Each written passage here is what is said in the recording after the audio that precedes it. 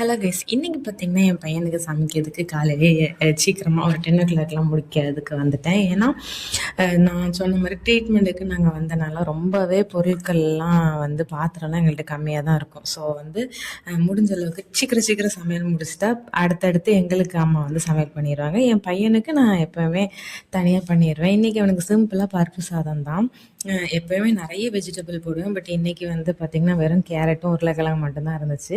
சரி, அவனுக்கு பிடிக்குமேனு அதை போட்டு சிம்பிளாக கொடுத்தாச்சு. நீங்கள் உங்கள் பசங்களுக்கெல்லாம் எப்படி தனியாக சமைச்சு கொடுப்பீங்களா, இல்லை நீங்கள் சாப்பிட்றதே கொடுப்பீங்களான்னு கண்டிப்பாக கமெண்ட்ஸில் சொல்லுங்கள்.